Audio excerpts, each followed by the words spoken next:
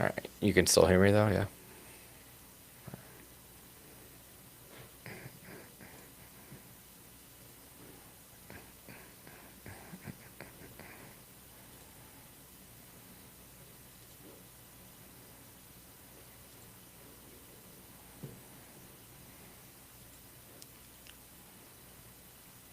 Alrighty. We will get going in just a little bit, but as with most lives, we just kind of hang for a little bit to make sure everybody gets in here in time. I'm going to adjust a couple of things on the back end, so hang tight while we get settled. Jamie, if you see any chats coming through, feel free to say hello to everybody.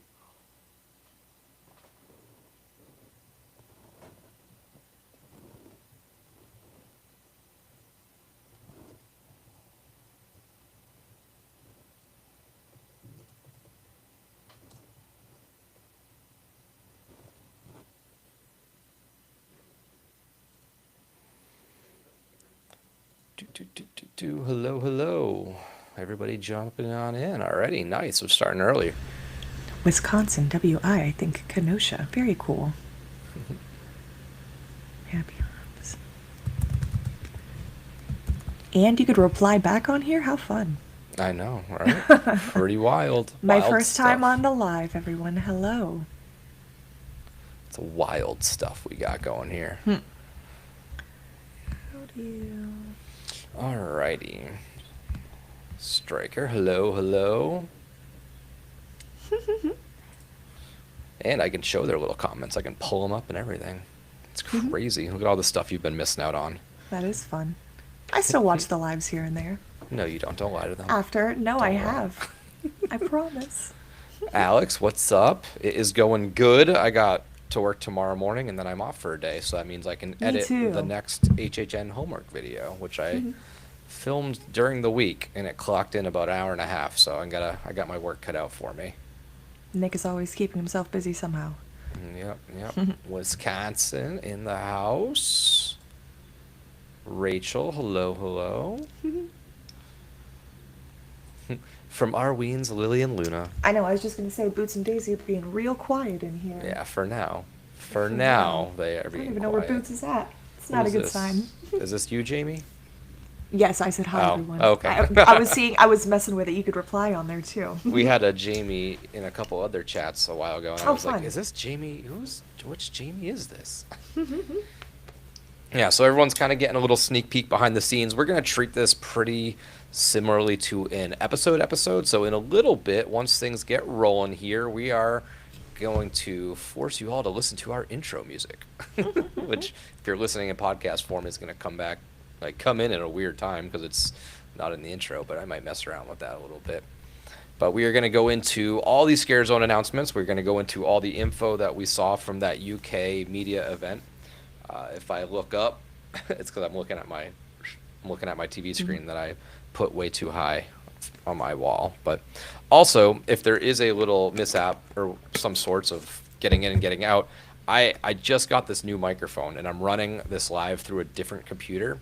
So if for whatever reason my Mac decides to crap down, I'm going to have to quick flip, put my old mic in, jump in on my old gaming laptop and use that. So if I go silent for a little bit, Jamie's going to just talk Scare Zones and then Hopefully I don't. Yeah, hopefully I'll jump Fend back for on myself. as close as I can. Thank you for your beer, getting me ready for my first HHN ever. Yay. Last year. Nice. Congrats. Welcome to the wild family that is What's the HHN. beer for tonight? Ugh, makes me want to go. I should get a drink now. I have mine on deck. Even though I drank last night. Which Scare Zones are you guys looking forward to? Yeah, you go grab a drink while I'm chatting with the peeps. We're gonna get into that. We're not gonna hype it up yet, but I mean overall, my excitement level is through the roof. It is far beyond last year's, I think, currently. I like the variety. I like just the topics that they're tackling. All sound really bizarre and really fun. So we'll get into those a little bit. South Dakota. Hell yeah, dude. We are all over the country. This is wild. People seem to still be trickling in on this live, so once Jamie gets back, we might be kicking this thing off. Scott, Hello, hello, brewery. Which one are we at tonight? What is on the docket tonight? Yes, I hope to get some chill time before the Podathon, but I don't know if that will happen. We will see. The wheels are already turning. We got a couple ideas kind of loaded up, which all on paper sound really cool. I'm hoping that they can all come to fruition, but we'll see. Happy Friday. That it is. And we'll also be pulling our winners for our 5K giveaway. I greatly underestimated the amount of time it was going to take me. I hand wrote them all on Every single one of them. I walked in front from the porch. little raffle tickets. Every one of them. I definitely, I hope I can read them because I got to the point where I was like just whipping through it like chicken scratch because I was like, oh, I got to finish before the live. So we're going to draw those tonight. I will do probably one at the beginning and one at the end just to kind of make people sit on their toes. So we'll see. What passes did you all get? I was just going to say that. Yeah, we went with the Frequent Fear Plus, no Express. I may upgrade to the Ultimate just because I am always off work on Sundays. And I feel like Saturdays haven't been as crazy lately. So I can kind of justify going even if I roll up at like 11:30 or midnight for a couple hours to just crush houses at the end. It might be worth it. Plus my birthday falls on a Saturday this year. So we'll see if I can go that way. Jamie, where's the Labubu? Funny enough, Alex. Right there. Right here. This one stays at home with me because I keep one on my bag, but this is my at-home desk buddy Labubu. He stays hidden off camera. I showed it on the screen. And Scott, waiting for that Mel's Dying, which I believe you called in April or May, March. I don't know. As soon as that casting came out for the roller skating people, that's when I saw you talking about it. And that was a good get right there. That's for sure. I keep going through all the comments. I'm like, oh, we'll get started, but I keep chatting with people because it's fun. Listen to old episodes. It's very fun. I, too, sometimes I like to listen to my prediction episodes from years past and kind of see how right or wrong I was, but it's fun. It's fun. Yes, there is a lot of details in this UK event, so spoiler warning, if you want to go into the event completely blind, it's not like these are leaks. These were at a media event given by Laura Saul, so she knows what she can and can't say. Mm-hmm. But it does go into detail a little bit on a lot of the properties, so I will do another little spoiler warning once we get there. The express option was big bucks, that's for sure. Yeah, it was, Todd. It was. And that's why I did not get it, unfortunately. Crikey. This is your first time watching us live. Thank you. These lives are fairly chaotic. We just kind of wing it. We go for it, and we see how it goes. Alrighty, so I'm going to play the music. We're going to go through the intro, and then we will get into things. Welcome back to Fear and Beer, a Halloween Horror Nights podcast. Join us as we venture year-round into the fog. Make sure you give us a like and a follow on your podcast platform of choice. Also, be sure to check out our YouTube page where we upload every episode in its video format, and maybe a few other surprises as well. Make sure you're following us on social media to keep up to date with our newest haunted content. I'm Nick. I'm Seamus. I'm Jamie.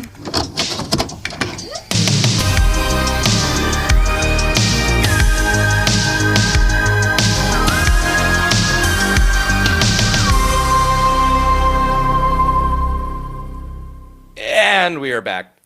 You guys haven't really left. We didn't go anywhere. I just had to play the music But we have a lot to talk about. Obviously, if you are jumping in the live now, or if you're listening in podcast form, you missed the whole Q&A, chit-chatty stuff. I might plug that in the intro. I might just leave it there. But that's what we're running with today. So we're going to go through all the scare zones, the street experiences. We're going to get into all the details that came out at that UK live event. We are going to draw the winners of our 5K giveaway. So there's a lot. This is a lot to get into. We will be doing our best. I'm going to keep my eye on the chat as best I can, but I don't want it to be a 3-hour live because I got work in the morning and I know Jamie is always sleepy. So we will go through as best as we can. I will do my best to chit-chat with everybody in the stream as we go. But before we do that, let's get started on these beers. Jamie just went and grabbed one. I have did. mine right here. It looks really cool. I don't have a tie-in for HHN with this stuff, but this is called Shredder Nuggets. They had a whole like Teenage Mutant Ninja Turtles line. I picked this up at the Half Barrel a couple Nick, days the ago. chat is saying you got quiet, but I can still hear you. Uh-oh. Did I get quiet? So That is this the true question. might be. Can someone say if it's still gone, or if you We'll guys can see. hear me? Because this is what Nick was saying that could happen. So it might be me talking for a minute about my pineapple high noon, or about the scare zones. Well, no one had said anything else yet, so maybe. All right. Well, if you can hear me, I'm just going to assume that it can go through, and Hopefully. people are picking up on it. Oh, maybe just because I backed away a little bit. So, let's see. We'll just go into it. This is from Okay, 450 some North Brewing Company. It is a microbrew in Columbus, Indianapolis. This is a double dry hopped, double IPA hopped with pink, crush, and mosaic hops. So I'm going to crack mine open. Jamie, why don't you go into yours? Yeah, so I was just checking the chat. Thanks, guys. Nick, apparently when you back away from the mic is when they can't hear it. Nah. All right. So, that's the Fickle. trick. A very fickle mic. So Nick did get me a watermelon sour from Half Barrel from Tactical Brewing, I'm pretty sure. I'm a little iffy on watermelon flavors, so I wanted to save that one, and I'm just drinking a good old pineapple high noon tonight. Nothing crazy. I gotta work in the morning too, unfortunately. The chat can see the perfect pour that I just had on that one in my lit up Blinky cup to celebrate. Yeah, I'm just drinking straight out of the can. You're very much more festive than I am tonight. All right. Oh, I am going through these chats. They are coming in hot and heavy, so I No, will that's do my good. best to be up close and personal with this microphone. It's a lot better than the other one. I think it's a better quality, but I also was getting a lot of issues when we were recording and on lives. I would like bump it, and it would like pull the source out, and then it would reset the whole link. So that's why if you watched any of our videos or listening on audio format, that's why I would like kind of go in and out sometimes. So this being an XLR cable should be a better input. So we shall see. Blinky Cup's coming back this year. I don't know about that. Not they since got- someone choked on that battery. Whoa, wait, I think that's what happened. I don't Maybe, know. I don't Maybe, know. I don't know. Who knows? Who knows? Let's Yeah. get into this beer. Double dry hopped double IPA. This is naughty.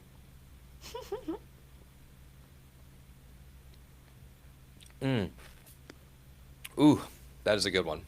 You could tell the doubles there though. That is good. All right. Let me pull up all my notes and let's get into this stuff. But before we get into all this stuff, I think we should pull one of the winners. We should draw one of the winners live now. And I kind of forget, what was it? So I think it's a $25 gift card.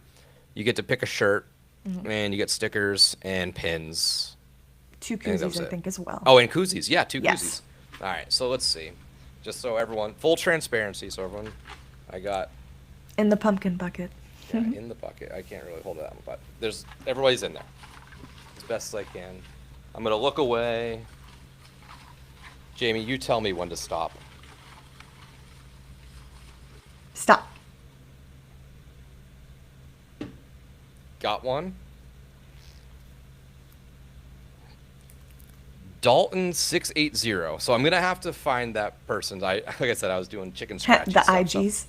So that's like just the IG name. So let's search this up real quick. Make sure that they're following us. Yes. And that was part of the criteria. They are. So I will contact them. I'm very curious if they are in here right now watching live. That would be really cool. That would be fun. If not, I'm going to let it sit for a day. I always like getting those messages like, oh, just listen to the episode. I can't believe, blah, blah, blah. So I'll contact them on Sunday at some point if they do not hear from us by then, or if I don't hear from them by that point. So that was pretty cool. Let's do all this.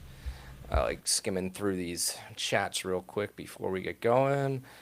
All right, so we're going to go into the scare zones first, all the announcements. And this is kind of why we did our live tonight versus recording an episode last night, because when we're so used to 5 scare zones, there was only 4 announced. We saw the trend that was like, okay, well, I can see maybe something else getting announced on Friday. So we pushed it, we gambled, we won.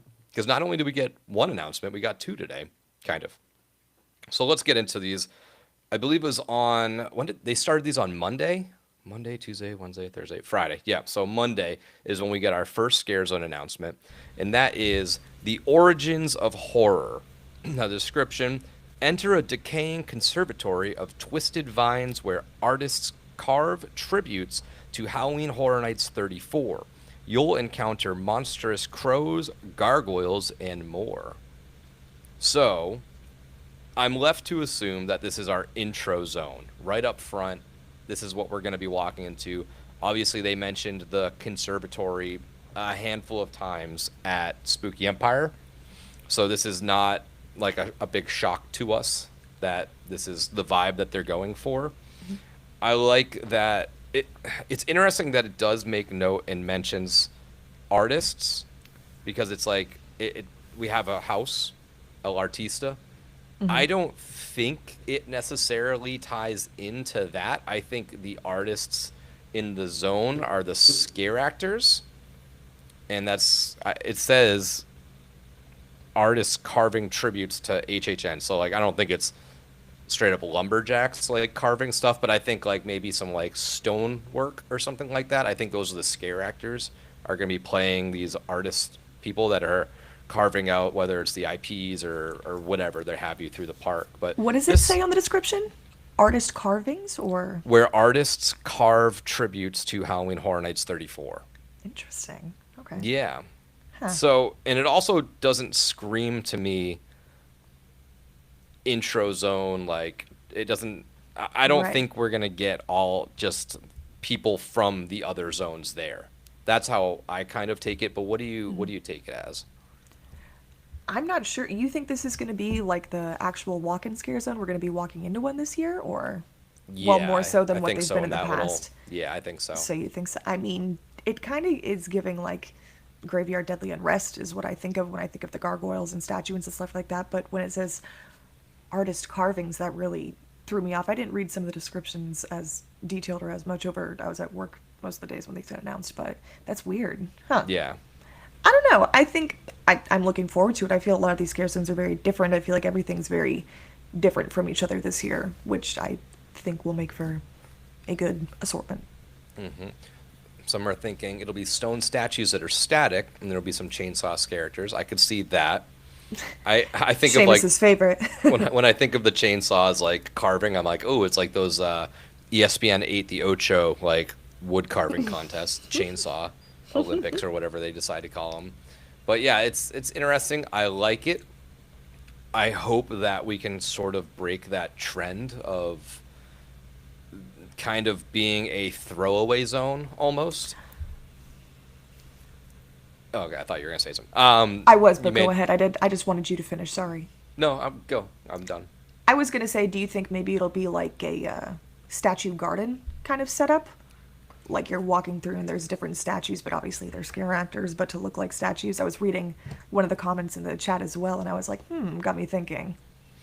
I'm curious. In my Because mind, it would be a good like walkway, if you know what I mean, having them on the different the sides, different I think it carvings is. or I think of like an arcade where like the arcade machines were on the side, or like yes, maybe me that too. original zone from 28 is like Pillars of Horror or something like that. Oh, Altars of Horror. I think I know what you're talking about. But they yes. like each IP had like a little set. Like they had TVs, and they had like the Stranger Things one with like was like a bike spinning and stuff like that.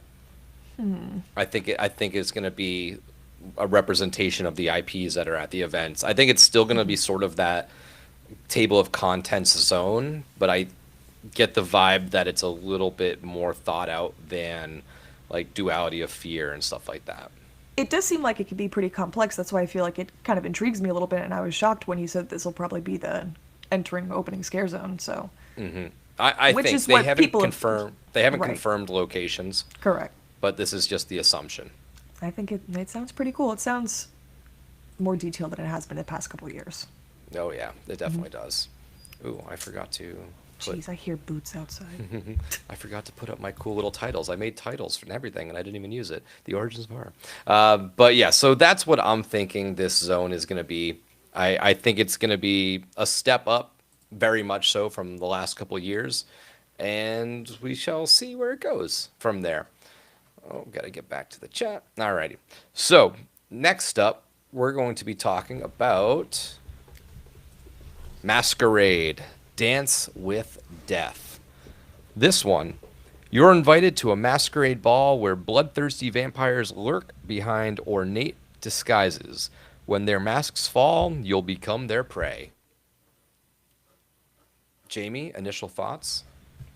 Very excited for this one. I love the masquerade ball-esque stuff. You guys know I love vampires, so that's perfect to put that in there too. I think the costuming in the scare zone will be very detailed and intricate, and I'm really excited to see about that. I'm curious to see as to like what time period they want to pull the masquerade from and what kind of props they are going to have in a scare zone though.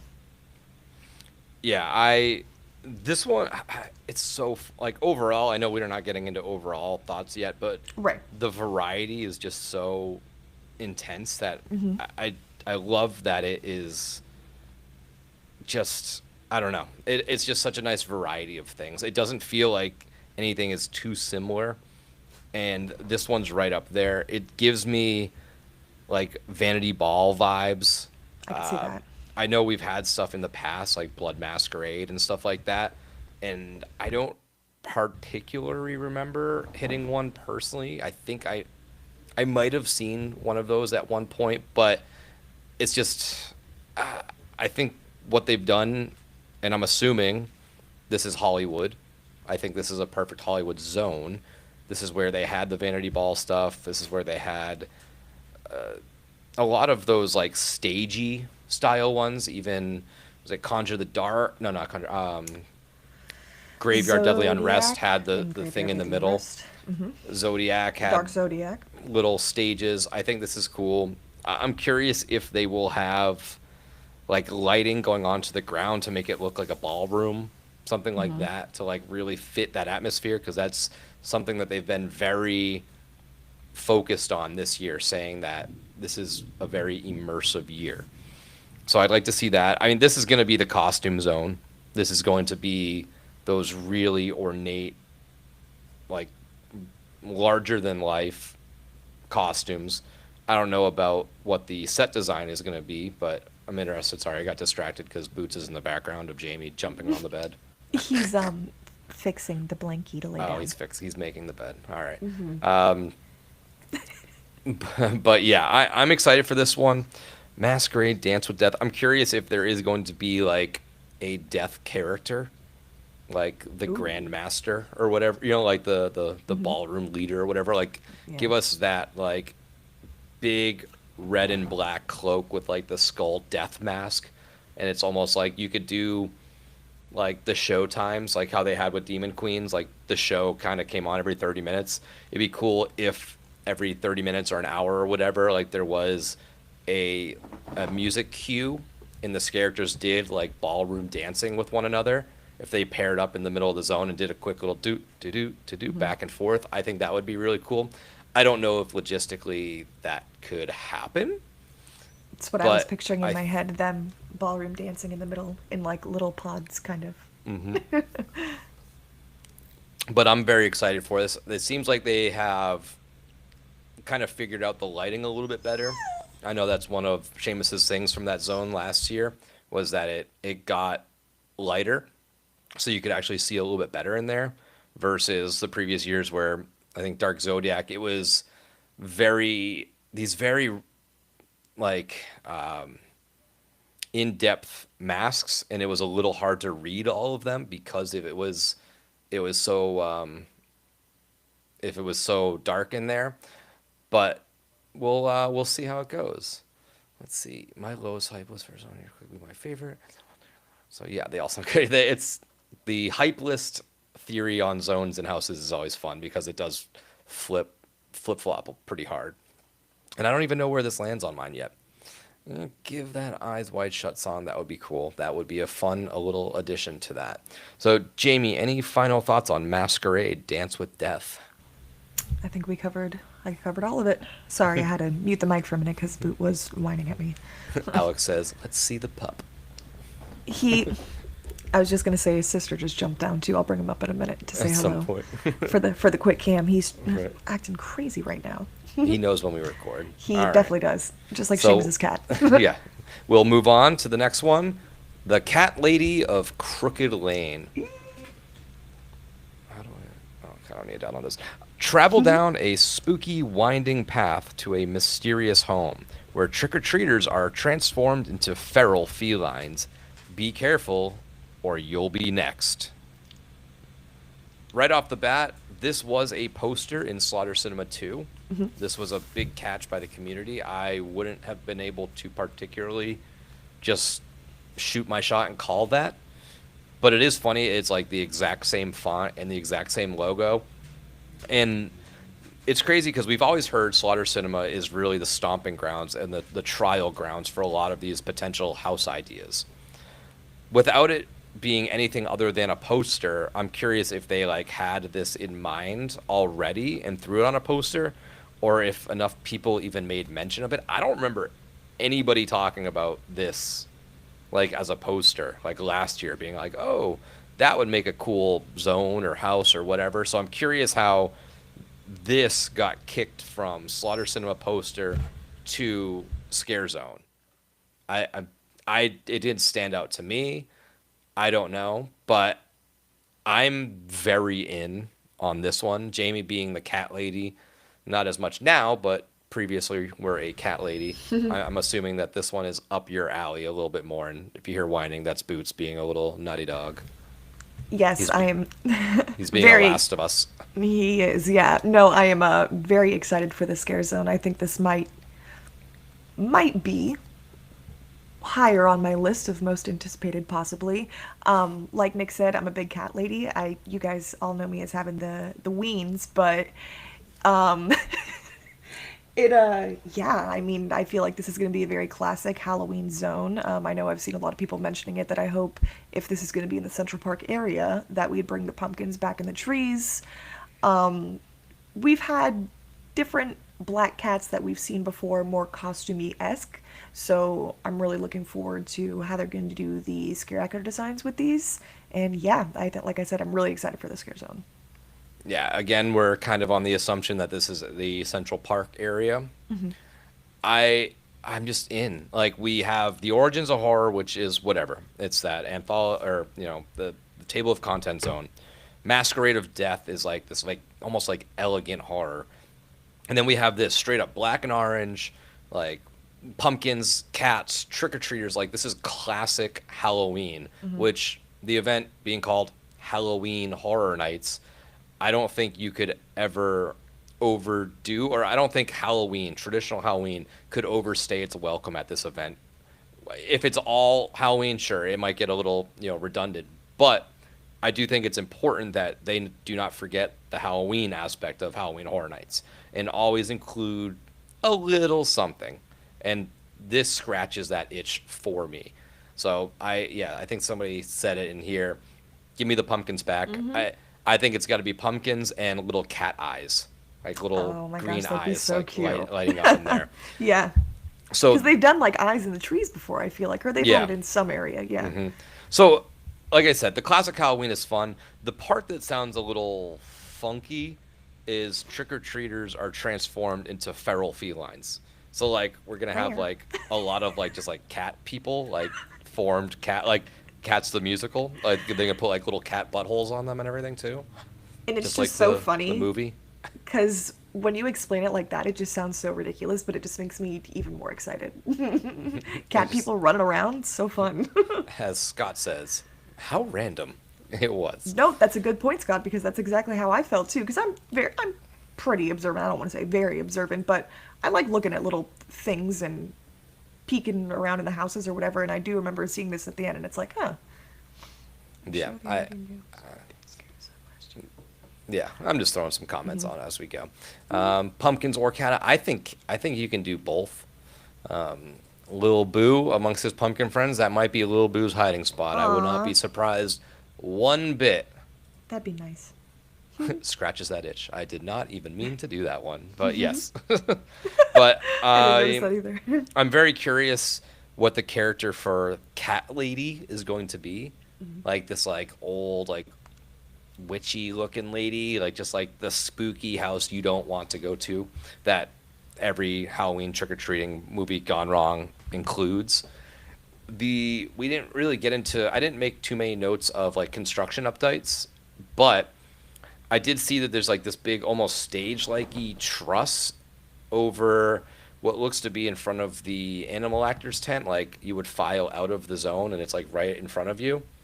I'm curious if that's going to be the house, like the cat lady's house, as like a major prop with like her up there or something, like as a mic'd character. It could be a completely different sideshow. It could be just a photo op. There's nothing up there other than just trusses right now. But I'm curious if they're gonna construct like a pretty large scale house, and you can't really put it in the zone, and you can't really put it in front of the zone. There's not that much space, especially with that food booth on the right. But it's kind of like where the Blumhouse photo oppy thing was last year. If you remember that, remember the big green like Blumhouse photo booth, not photo Yep, booth, but yep, in front of the animal actors stage. yeah, Yes. yeah. I'm hoping, or I'm thinking maybe it's not just a photo boothy thing. Maybe it's that house, which I think would be cool because most people typically you walk from that lagoon through the zone towards the back when you're You think coming they in. would stretch it out that far, though? Do you think, or bring it out that far? I mean, unless they're lying to us about all this immersion stuff, like maybe. I mean, I'd be here for it for sure. I think it would be Because fun. I do love that little area. I've always said too, I wish they would like let you like zigzag through Central Park in that little spot, kind of closer to the water, and if they brought it out more. Yeah, yep. So, Cockadoodle Doom. I will never let Cockadoodle Doom die. I need it. We all need it. You need to patent it. Crazy Cat Lady from The Simpsons is pretty Yes. much exactly how I expect the character to be. So yes, that's kind of what I had in my mind. This has to be the house. It lines up Oh, perfectly. hello, Chris. Chris, interesting theory. I'm hoping I'm onto something. I think that would really set this zone apart from recent ones. I feel like all the recent ones have been fun and I enjoy them, but I feel like they don't hit as hard as they used to for me. Stuff like Trick or Treat kind of did the opposite. They stretched out forward a little bit. Even Scarecrow had the big like barn entrance and stuff like that. So we'll see, but that's my theories on the Cat Crazy Crooked Lane thing. The Cat Lady of Crooked Lane. It is Cool name a- though. a tongue I twister. do No, but I it's a do cool enjoy name, it. though. It is very fun. So, any final thoughts on the Cat Lady I think before we we covered move on? the crazy cat lady. So we're gonna move on now Moving to on. mutations. Toxic 20s. Dun, dun, dun. In a bustling 1920s neighborhood, a BuzzCon truck with radioactive cargo crashes into a mobster getaway car, sending the city into toxic pandemonium. It mutates everyone in its path, including you. What a fucking weird zone. Like, you got BuzzCon, you got 20s, you got mobsters. This is it's wild. I really don't know where to start with this. And again, talking about variety at the event. This is variety. This is so out there and unrelated to anything we've talked about. Not to keep going back, but we're just checking different boxes every single time it seems like on these zones, which is really cool. I'm very excited to see what they do. I'm assuming this is the New York zone. It makes perfect sense with the whole mobster gangster thing. If there's not green mobsters, I send it back. If there's not BuzzCon cans, I send it back. We'll see what this zone brings to us. But yeah, right here, the BuzzCon reference, Holy Peak. Yes. What a fun way to tie this into, because Bugs was 50s. So this is 30 years prior to that. So I'm curious what they're doing. So we'll really see. It's very, very bizarre. I I don't know. What do you think about this one, Jamie? I think it sounds very odd, but I like it. You haven't watched Toxic Avenger, have you, or any of those movies? Yeah. Have you seen the Toxic? Well, Yeah. I mean, if it's that kind of like toxic stuff, it'd be really cool. But I do, if I recall correctly, I feel like some odd years back they had kind of a scare zone like this, like a biohazard house or scare zone. Cup cool food booth. But The Gabagool. it is funny that BuzzCon is related to this because, like you'd mentioned, I'm glad you brought that up. That was supposed to be in the 50s. I thought it was the 50s as well, and they're doing this in the 20s. I think it's a very interesting mashup, mobster 20s and toxic mutants. But I think it'll make for a really fun campy zone. So this is interesting. Scott, BuzzCon or BruiseCon? BruiseCon was bugs in Slaughter Cinema, not BuzzCon. And I did think it was different. So I'm curious if there is a tie. It would be weird to do something so similar but not the same BuzzCon was bugs. versus BuzzCon. Because I think in the descriptions they said BuzzCon. I could have just been BUZZCon. saying it wrong too. But BoozeCon, BZZZZ, whatever, was Bugs and Slaughter last year. But it would be interesting that if they chose to not have them tied together, maybe they had to drop the U because of this accident. It was a lawsuit thing. Maybe they had to change their name from BuzzCon to BzzCon after this 1920s acid toxic pandemonium. Who thinks you think of some good ideas, Nick? Who knows? I I'll don't give know. you that. Good theories. But yeah, so acid assault, similar. I can't remember. Was that one New York as well? I feel like these Acid assault. Thank you. yeah. So that's pretty fun. I personally think New York, and Chris had said San Francisco as well. It's not a bad option. I think the New York tie-in would tie it all together. No pun intended. But Oh. I think this is a good space one. I think you could have. I'm trying to think of what they would do for a stage show, because it seems like they kind of have been doing that as of late over there, with the King and Queen last year, and then they had the Vamp stage up there. Like maybe I mean, I don't think they would bring like guns out, but like mobsters with like the Tommy guns and stuff like that. You could do like a mini robbery or something, or some kind of stage show kind of thing like that. That would be interesting. I'm not sure how that goes, but they have to have some sort of stage show. I would think. Yeah. But we See. do need a good. I'm hoping we get a good zone in San Francisco. 'Cause everyone's been really hating on it, and I really like that area for scare zones. It hasn't. It's been fine. I think this is going to be a return to scare zones for sure this year. Wasn't the Sludge, Undead, Clown Rooms, BuzzCon? It's. I think it was B. I don't know. I couldn't tell you. BuzzCon or BuzzCon. I think they're just one and the same, but we'll definitely see. The key art has a New York backdrop, so that would tie right back into it being in New York. The whole mobster, mafia kind of thing would make, I think, too much sense to have this somewhere else. But it's fun. And I think this will be cool, like a bunch of green lights and stuff like that. I think you can play with the like black light effects very well and very heavily in this. So we'll see. BoozCon was the name of the location Bugs was set in, not the company name. So I'm curious what the company was then. I don't know. We'll get to the bottom of this at some point. Probably not tonight because I'm juggling a lot of plates right now. So let's move on to the stuff that got announced today.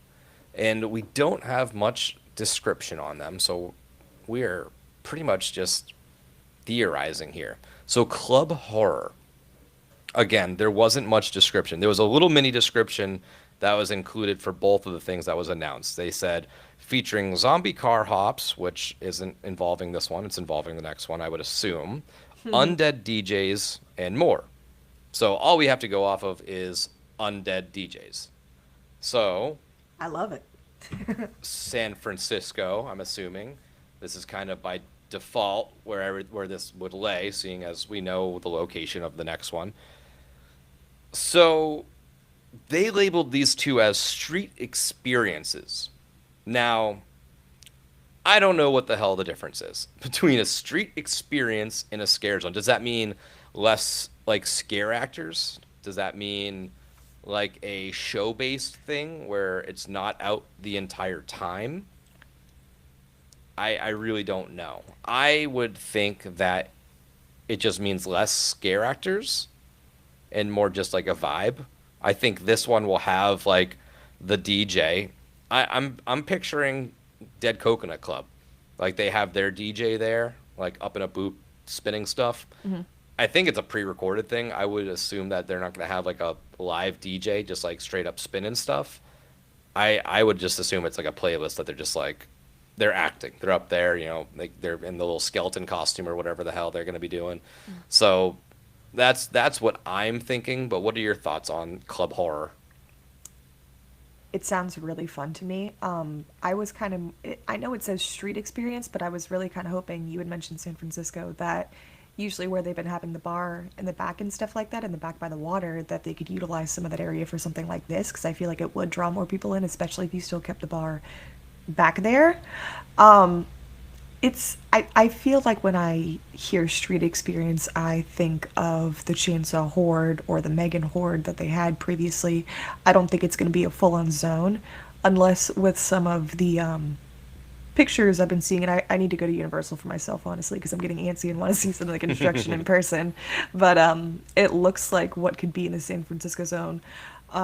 Two pretty decent size, I think it's one or two on each side, similar to the ones that Rob Zombie had in the Hellbilly Scare Zone, where he had the like go-go dancers up there, and I could possibly see like a undead, well, I know the undead's the zombies from Mel's, but like DJs up there, kind of something like that, and a bunch of different lights, and maybe that could be the zone, because they've been using it more as like a photo op zone the last 2 years or so. So that's just how I think of it. But Yeah. So it does sound cool. yeah, people are thinking maybe certain times. So Yeah. DJ, maybe they come out for 30-minute sessions or whatever, and maybe they throw some like cool props out in the streets so it doesn't look like completely empty when somebody's not there. Right. This is a fun one. Is there curious there'll be different sets of DJs or the same on every playlist? That's a great question. I wish I had an answer. I am kind of just under the assumption that they're gonna have just like a playlist. Maybe it's a playlist per night, so it doesn't get too redundant. Yeah. But you know, who knows? And maybe it's a flash mobby kind of thing.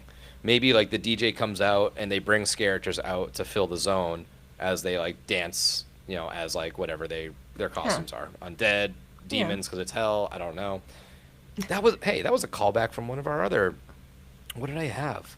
My Slaughter Cinema.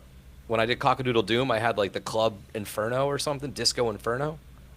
Yeah, Nick, you've already got enough. Demon Let's Disco Inferno. God damn it, they're stealing my ideas. Just bring me on board. That's all I ask. That's Are you all I listening ask. out there? Somebody is listening. Somebody is listening out there. Is this going to be in or around the dock, HHN Bar in San Francisco? I think it would make sense to tie it all in. That's what personally. I'm hoping. I hope it is. I hope it's not the Fanta Bar. Because it's Again, such a... Nobody was there last year, so that was kind of No, nice. But never, and it is kind of nice because that's a very nice, relaxed little area if you need to take a break for a second, too. Which, definitely if the they have smaller this- zone. Definitely the smaller zone. I think they found out with Blumhouse, it got to be a lot with the exit of suites dumping right into it. It did get a little crowded there, and it got definitely on those busier nights. I think this might be a way to thin it out a little bit, with especially if it is a timed set thing.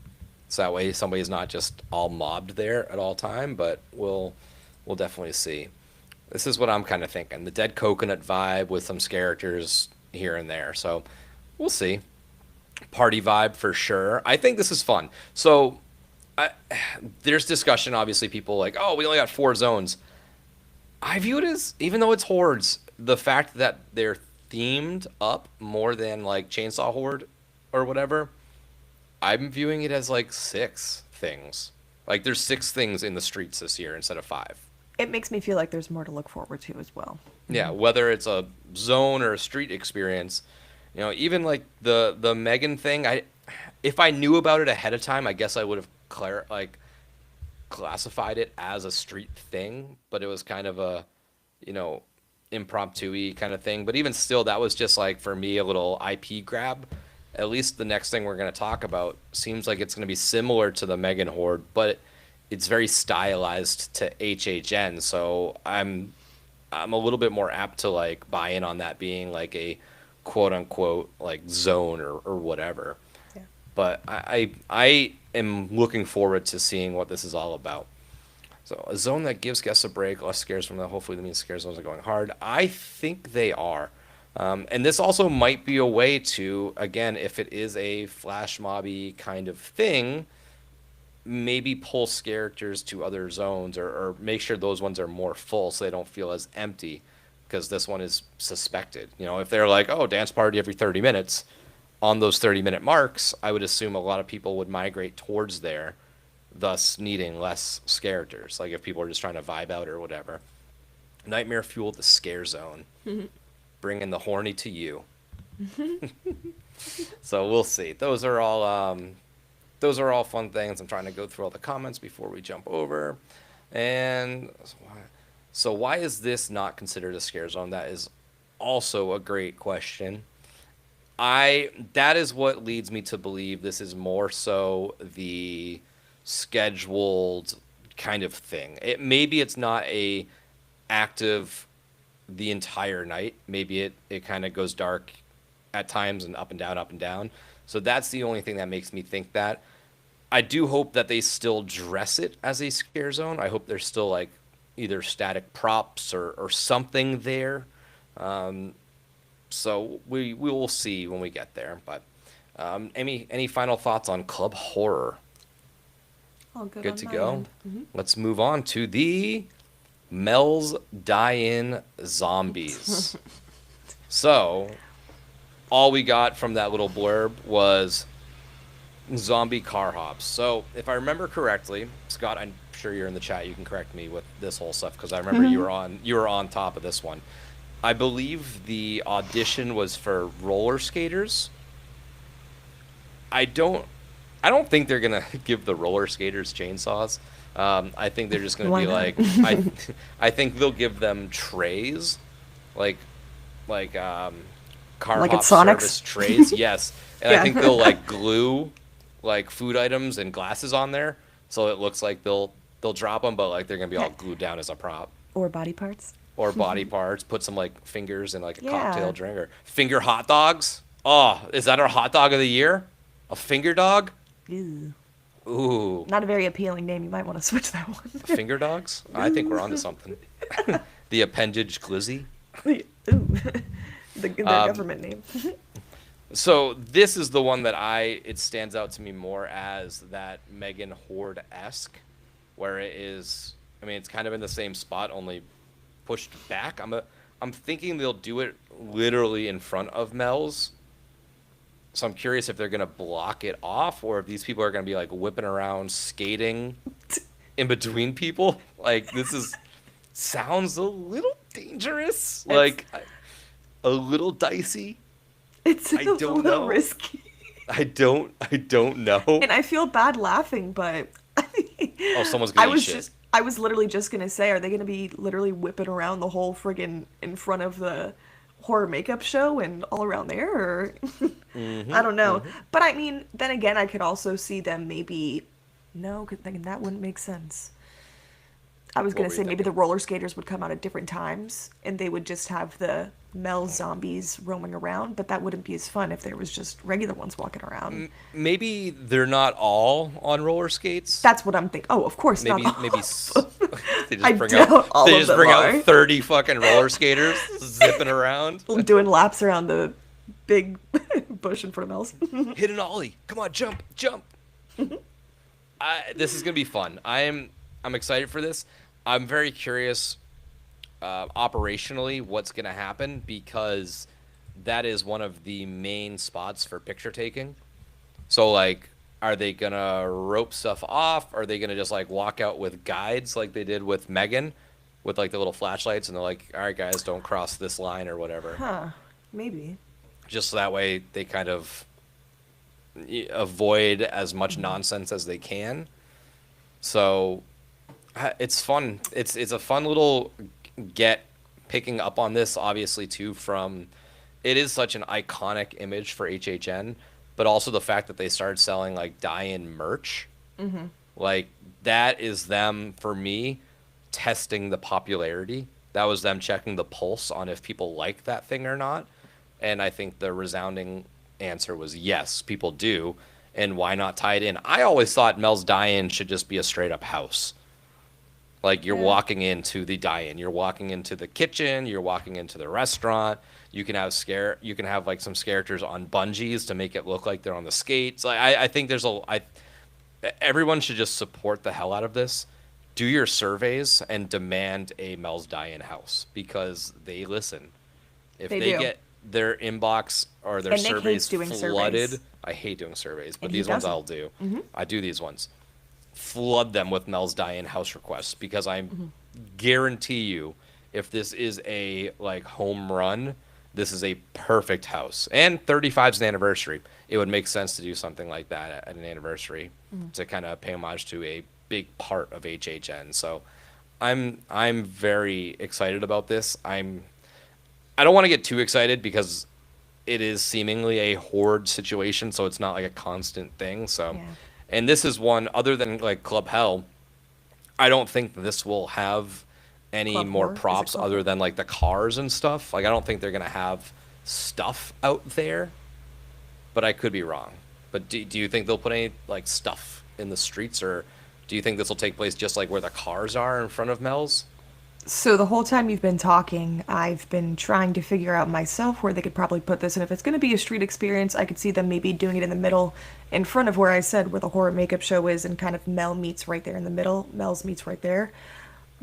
If they do something like that, maybe. But I feel like since they're branding these as street experience, I want to believe that there's going to be something more than them just having like flash mobs or like hordes come out. If they really wanted to, they could just use the front of the Mel's area where the cars and stuff usually are. But like you said, that usually is a pretty big photo spot. But I feel like people would go up there even more if they're going to be out there whipping around on the skates and want to take pictures with them. But I also had thought that the space between that HHN bar right there on the water and then Mel's kind of by the little transformer shop that they never really use, that maybe they could do something in that area too. I want to see one of them hit the Iron Lotus. Is that the thing from Blades of Glory? With Will Ferrell. I haven't The seen super Blades Glory in a spinning while. But yeah, so just the spot in front of the cars, kind of like the Diamond Bellas performed. That's where I'm thinking, Yeah. but I'm curious how they'll kind of mark that off. So we'll see. Serious lighting package has been around. Well, this is a big experience thing. I hope that they do make something of this more than just like, oh, here's the skaters for 5 minutes, take your pictures, Yeah. see you later.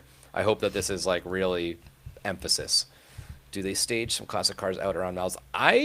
They do, do but I don't during the day remember for them at Universal. horror nights, right? They're gone for horror nights at nighttime. They do take them out at nighttime for horror nights. If I'm not mistaken, someone can correct me, but I'm pretty sure Yeah, they take them out. they're gone because I remember taking pictures in front of it.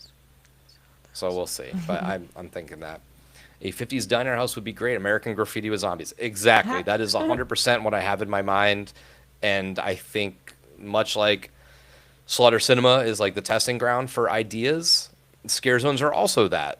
I think the theming of an interior 50s American Graffiti house would be awesome. And that has made it pretty quickly to the top of my list for my way too early speculation episode in November for 35. This is how early I start doing stuff. Yeah, that's that. So an experience without any victims. That, yeah, maybe maybe it's not all zombies. I'm not sure. Maybe you do have Zombies? some like random like patrons to Mel's die-in there. Just the random just dress them up in the whatever costumes they have left over from Vamp 55. That's what I would say. So, all right. So that overall is our streets and/or zones. We have the Origins of Horror, Masquerade Dance with Death, the Cat Lady of Crooked Lane, Mutations, Toxic 20s, Club Horror, and Mel's Die-In Zombies. I'm very happy with this. This lineup sounds. I'd have to look at the last couple of years, but I think this is the most excited I've been for zones in a very long time. Also, just because I know that the discourse on it last year, zone wise, wasn't the best. I think they read that, they heard that, and they took that to heart. And I think they're going to make some changes. And I think we're going to see that come to fruition this year. So, Jamie, your overall thoughts on the streets this year? The street. I was gonna say the streets are calling my name, but that sounds really bad. The It's like streets if you are want not. to be a hooker or something. Right. I know. I was gonna say the streets of HHN are definitely calling my name this year because these Lady scare of the night. zones sound very cool. Lady Luck. No, but yeah. I mean, we both said it a couple times now, but it is just really exciting that this event is going to be so different and diverse, and we're getting these street experiences, and they want to give us something new. And like you said, Nick, they got to test the waters with these kind of things. I mean, people were saying that they wanted more immersiveness in the event, and I definitely feel like we're on the right track. And yeah, these scare zones remind me of like old HHN. For sure. Very much so. And a jukebox, I think you got to have something there. A jukebox, that'd be cool. But you have to have like one really cool guy with like cigarettes on his like sleeve come over and like punch it and then have it start working. And then So that's flick like his cigarette at everyone. the Fonz. That's like the cool guy thing. All right. So let's get into all of this stuff that came out from this UK Universal Destinations and Experiences event. Now, obviously, it's over in the UK. We weren't there. So what we did is Darren Scott is always there. Seemingly was there last year, if I remember correctly, possibly years before, but I particularly remember the name more so from last year's. Thanks to him, he tweeted out live and the day after of all the information that he kind of compiled and heard and brought it to us via the internet. God, I love technology. But this was from Laura Sauls. I think she was there presenting all of this stuff. So this is a semi-spoilery kind of warning. We are going to talk about what they talked about. There's some stuff in here that I don't think it necessarily spoils stuff. It just kind of gives a better explanation on some of these items, whether it's houses or zones. If you want to go in completely blind, then this might be the spot to hop off. I hope you don't, but I understand if you want to. But we will be going into all of these because I broke down all the tweets into kind of like the overall vibe, the houses and the zones. And they did give better descriptions on a lot of things. So overall, the notes from Darren read that HHN34 will be taking immersion to the next level. Obviously, we just spent just about 45 minutes talking about the scare zones and the immersion that we're going to be seeing. But they're very much so focused on immersion. They also pointed out that fans should be advised to pay attention to socials as HHN will be dropping content all of this week, which we just passed that, so that checks off as true. Next week and all through the rest of July. So to me, that tells me by the end of July, we will have all of our announcements. So August 1st, we should be set to go. And that is big news for us because I'm waiting for all the announcements so we can drop our t-shirts. Been waiting. We'll talk about those at the end. But it means to me we're going to get an announcement next week and the week after. What those are, we are not sure yet, but time will tell. It doesn't seem like we have to wait that long anymore. But I'm assuming the final two houses, the shows, and that's really it. I feel like they don't drop or announce the food stuff. I feel like that usually just kind of not leaks out, but like they start putting the signs up in front of the food booths, and that's when it starts to kind of make its way through the internet. So I don't think the food stuff will very much be a announcement per se, but that's that. Have all houses been announced? They have not. We are still missing 1.5. So the very first thing that was announced this year was that Five Nights at Freddy's would be, I forget their wording, but an experience at Halloween Horror Nights. Like you've never experienced. Which it's just a house. Call it a house. There's probably more to it, but I mean, it's definitely at least a house as well.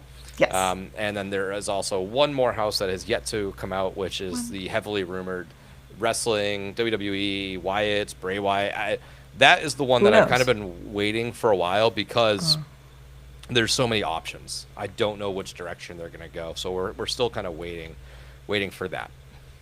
Some other overall notes that they had means that there is going to be a change to the opening truss.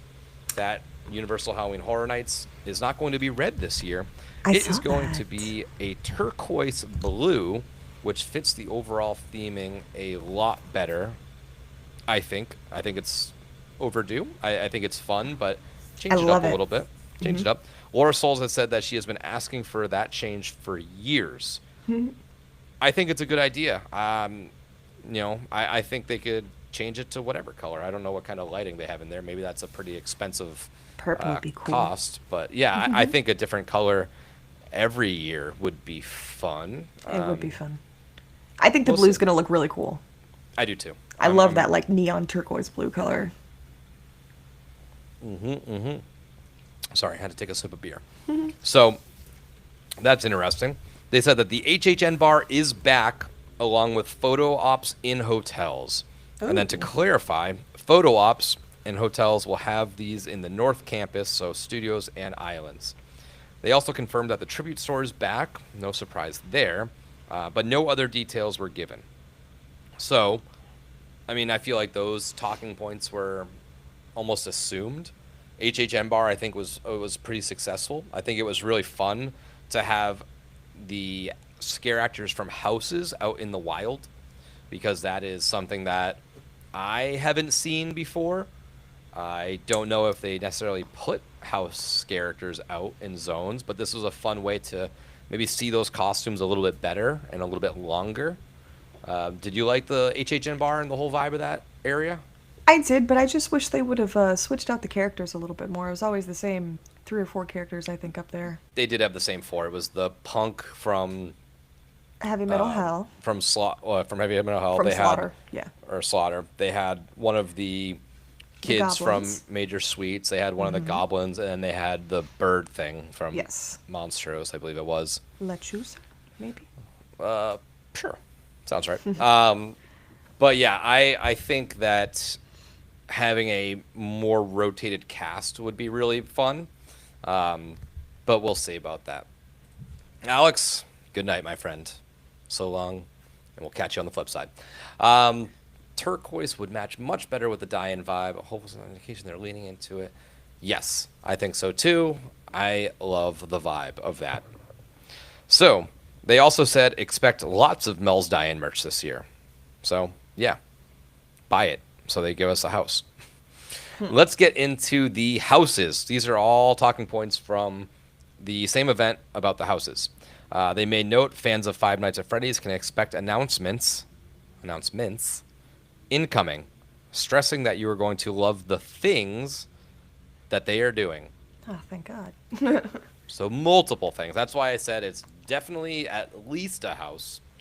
What else do you think this could be? What do you have in mind? Knowing like what we have for the street stuff already, kind of where stuff is sort of placed, what do you think we could also be seeing? I'm not sure, because I know what I have in mind and it's not what I want to happen, because I'm very scared that they're going to do it like another Blumhouse zone and just be a photo op with some of the different characters, but I know it's got to be a house. That's the only thing that kind of, I don't know, because if they get it this hyped up and then they end up saying it's not a house and it's some sort of different experience, or maybe it's a Dead Coconut Club takeover, I really don't know which direction they're heading in that they could be being so mysterious about. They are. I don't know. Yeah. Yeah. So I think it's definitely a house, for sure. But like, what's the other stuff? Some options: Five Nights at Freddy's overlay in the arcade, plus a house tribute store is normal. So would maybe literally be my dream. if they redo the arcade. I What love about arcades. was it Louis? Turn that into Freddy Fazbear's Pizzeria. One of my buddies from work actually said that, and I was like, next time we talk about it, I'm going to mention it on the episode, because I thought that was a good idea too. Yeah. So yes, announcements. Very explanation-y. Pre-show. That would be interesting. Where is this one supposed to be? In one of the sound stages? What if they did? What if they could they use the stage in front of Rip Ride? Is that going to be affected by the construction. It might be affected by construction. What if they had? I'm not sure. What if they had animatronics or not animatronics, but what if they had the costumes of them up on stage coming out every now and then and doing like their little like doot, doot, doot, doot, like little Freddy Fazbear's kind of thing. I mean, That would be fun. I think it would be fun too, because that stage doesn't really get used for anything. Nothing. And I remember it not that they like ever super used it in, my recent past here, but I always thought that was a They used to. pretty missed opportunity that they stopped doing that stuff. But yeah, food and photo op. I think both of those for sure. I think there's definitely going to be, based off the last couple of years, the whole IPs turning into food booths. I mean, if A Quiet Place can have a food booth, then yes, Freddy Fazbear's for sure can. I'm curious if they just do it in Louis because I think it's going to be so popular. Can they crank out enough? They have to do pizza, right? Like they have to serve pizza. Yeah. So like, can one of those little food booths produce and keep up with all of that production? That's true. That's a tough ask. The last time they really had pizza, I always feel like, was with Stranger Things. Stranger Things, the not little mistaken. surfer boy thing. I don't know. That'd be really, really interesting. But I do think the photo ops at hotels for sure. What about ding ding ding da da da da? What's up, ding ding? How you doing? Happy belated birthday, Nick. I said it earlier, but you have the same name as me, so I gotta say it again.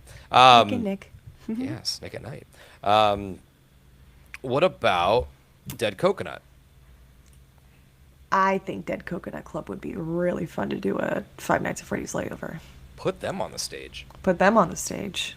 Front and center, baby. Yeah. Show them the goods. It'd be very fun. You paid all this money for that. I would love to have it rethemed like an old school style pizzeria, Chuck E. Cheese, creepy. Man, I could see it now. Which is Pepperoni teenies. Pepperoni teenies. That sounds a little gross, but I get your word going with the theming. Yeah. The area is closed off in a dirt parking lot right now. Okay. Ooh. Not great for that theory. They were doing a lot of construction last time we were there.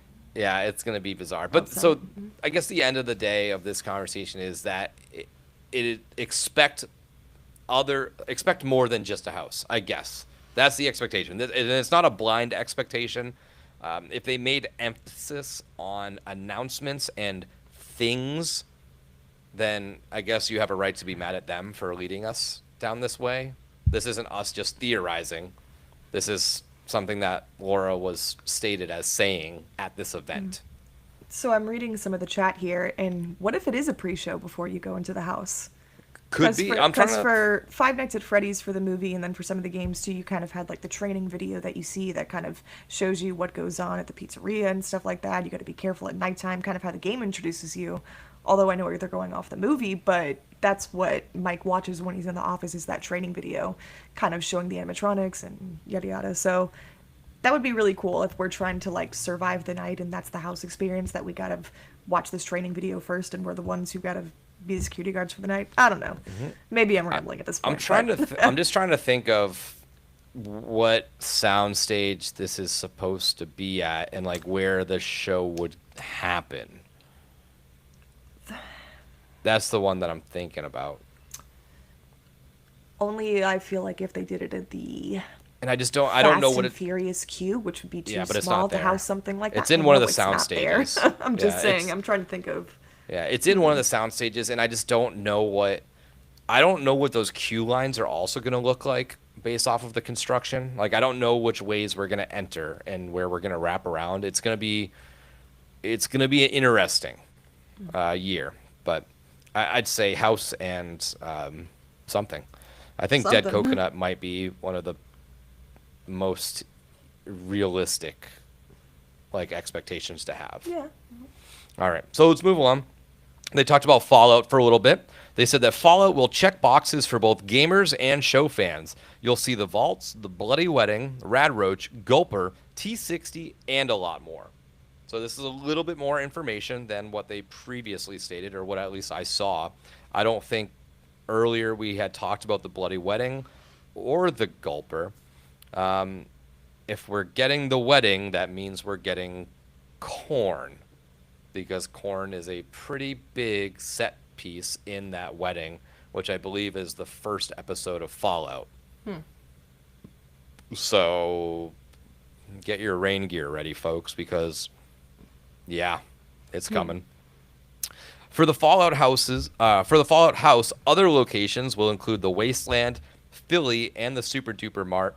We have, I think, talked about all of those locations already happening, and they did make note that the gulper they have created is quote unquote giant. So Clownzilla size? That's the only, like, could it be like the Mind Flare in the Stranger Things 2 house? That was a very large prop. I'm curious how big this thing is and how they're going to, like, hide it or whatever. Because that's a little bit trickier. Plus, it's not that prominent in the TV series. What does this thing look like? I don't know how to explain it. I could look here. it up. No, that's Yeah, okay. I search. could look it up. Yeah, search Gulper Fallout. It's kind of like a amphibious style animal. It's all mutated. It's got like fingers in their mouth. It's Oh. grotesque. Ooh. Interesting. It's pretty gnarly. But it's not a giant prominent character in the TV show, at least. So we'll see. The other notes, that looks like that was it for Fallout. Terrifier.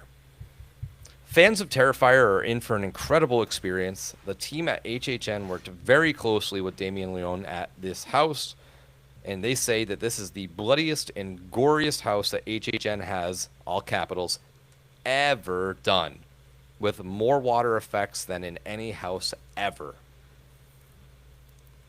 They are hyping this one up like They are. no other house has been hyped up in my history of this. I haven't heard them talk about houses the way they've talked about Terrifier, which Because no one ever thought it was going to happen, including myself, I feel like. does kind of worry me. Like, you're selling this pretty hard. Like, Yeah. if you just told me it's going to be a bloody, gory house, I'd be like, okay, yeah. Like, my expectations are that. The fact that you're, like, going on record, like, Ever. bloodiest, gory, and most water ever. It's like Art Splash Mountain. Like, You guys don't got to convince me. I'm already hyped up. yeah. I'm already excited. Terrifier. Prep. To help Yes. prep. Yes. I filmed my HHN homework video for Terrifier. It should be out hopefully within the next week or so. I have to do a lot of editing on that thing. It's like an hour and a half long, so we'll do that.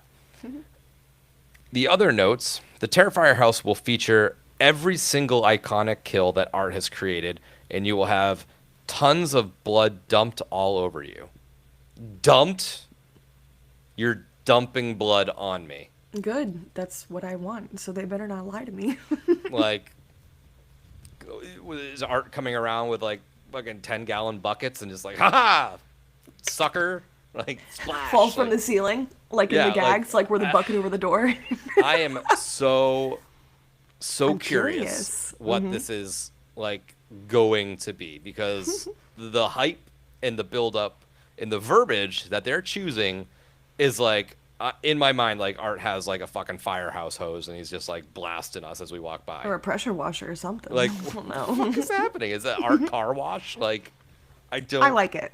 I like it if it's true. I like it if all these things come to fruition. Because I like interactive stuff. I think it's fun. I do. And the fact that they do every single iconic kill, that's fun, That- because that was the big discourse of like, is it gonna be everything? Like, are we don't gonna think see so. Dawn upside down getting sawed, friggin', hoo-ha Between the legs. first? Yeah, like, right. yeah, I are we still gonna- don't think so. I really don't. I think you can hide a lot. I really do. Maybe. I think you just have a upside down mannequin covered in blood. Like, you don't see anything. It's whatever. continuing on that Terrifier talk, in fact, there are so many water effects. God, my God, the fucking water effects, Jesus! And there are so many water effects in the Terrifier house at HHN that guests will have the option of choosing a dry or wet path when exiting. So, Dueling Dragons, Choose Thy Fate style, So, I mean, we're going wet side. Obviously, we got to figure out what the hell this thing is. Guest activated triggers, that could be a big one in this house. Hope so. That would be fun. Hey, Chris, what's going on, buddy? Dry path, I gotta go wet path, especially since it's a billion degrees outside. I will be trying both, though, for sure. Obviously at some point we will do both, but I'm just so curious the extent of what these. I was gonna say. What these are gonna be. What's up, Javier? How you doing, buddy? Thanks for popping in for a little Hey. Friday night live action. Better get those ponchos ready. Yeah. You know what would be really cool? Universal, if anybody is out there is listening, if you are able to do this, you will make millions of dollars.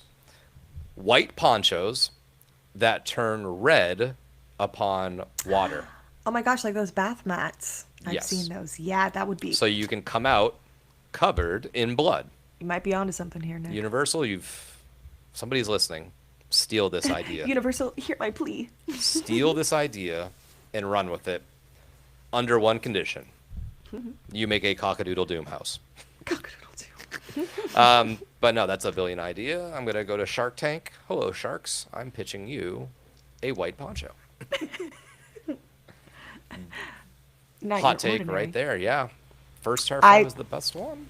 I don't want to say I fully agree, but I do very much enjoy the first Terrifier. I'll let you see my thoughts when I go my Horror Nights video, my HHN homework. Blood, water maybe, but red liquid stains. Yeah, I think it's just going to be water.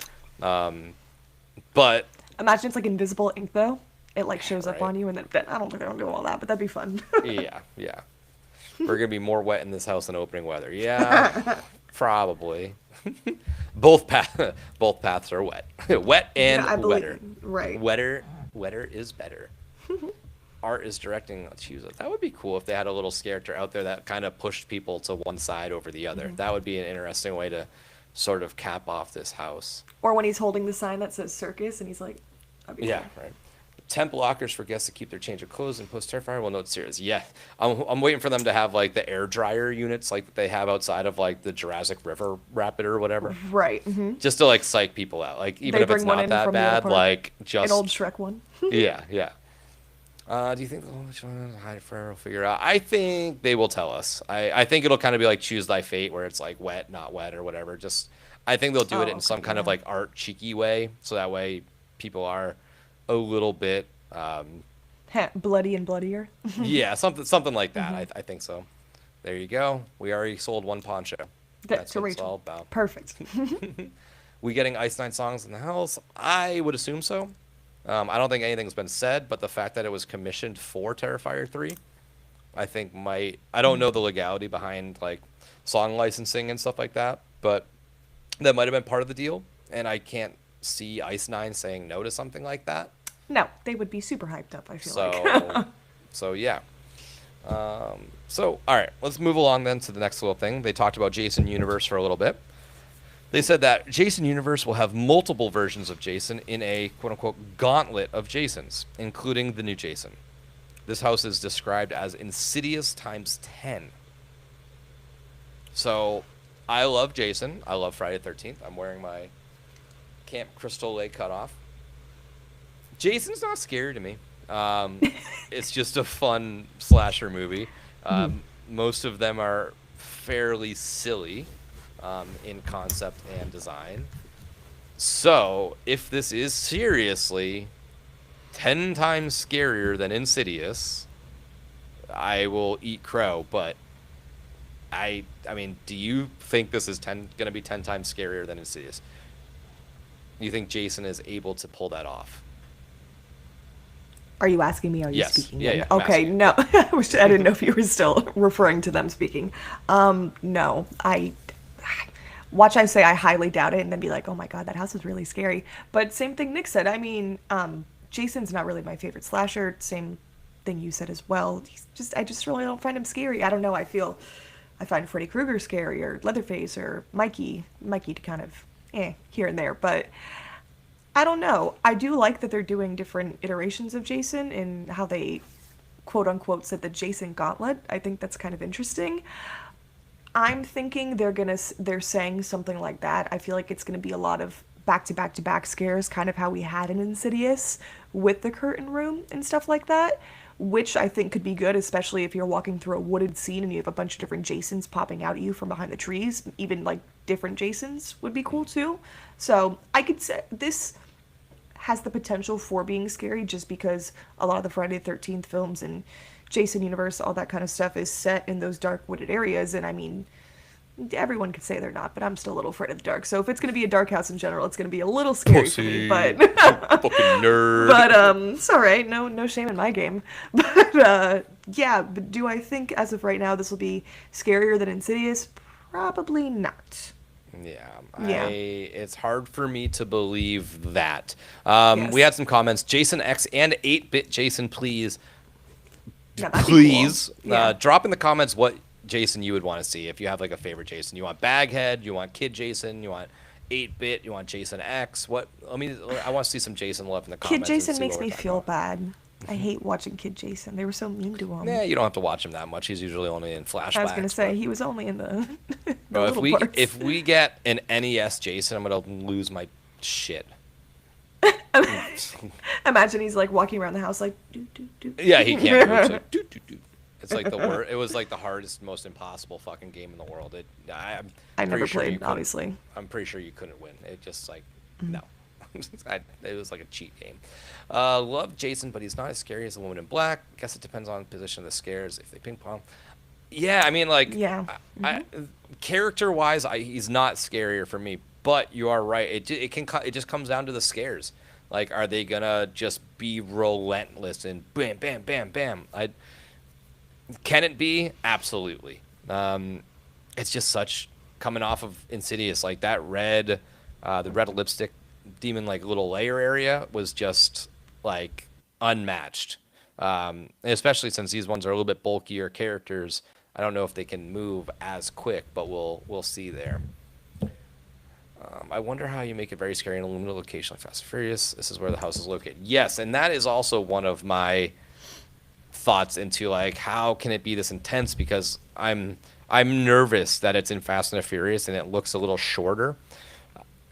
Not that this needs like scale in a soundstage, but I want length, and the Fast and the Furious queue isn't screaming length to me, so it makes me a little bit nervous.